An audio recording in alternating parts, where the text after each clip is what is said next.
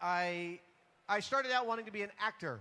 I started out wanting to be in commercials. So I was Mr. Whipple's stock boy in a Charmin commercial. I was in Billy Joel's worst music video ever, which I know it's a fairly high bar, but I was in it.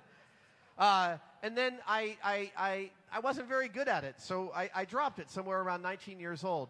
And I got a job as an assistant animator for a company in New York called the Ink Tank. I moved from that into graphic design. Then I moved out to San Francisco and got into theater. I started working for George Coates Performance Works here in San Francisco. At the Performance Works, we were building really radical and weird things all the time. 3D displays and props and motorized things and blurring the line between 3D and reality, even in 1990. And I started to get a reputation for building props and building objects that other people couldn't solve or couldn't do. And I started working for Berkeley Repertory Theater, for Beach Blanket Babylon, and my reputation grew, and eventually Jamie Heineman called me and asked me to come work for him at his shop called M5 Studios in San Francisco. This would be around 1994.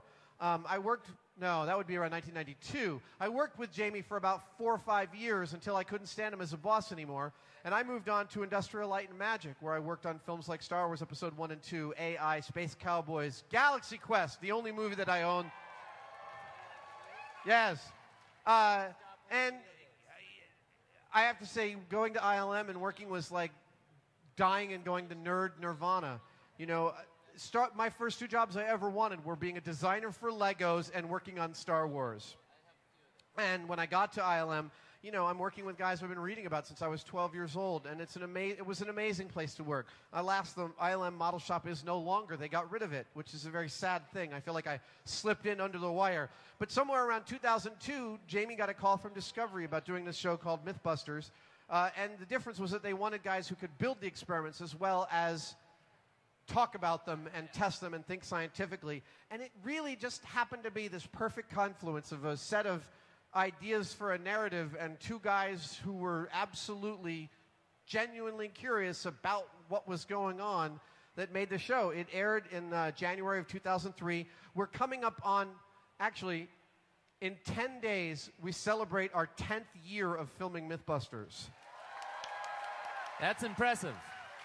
Yeah.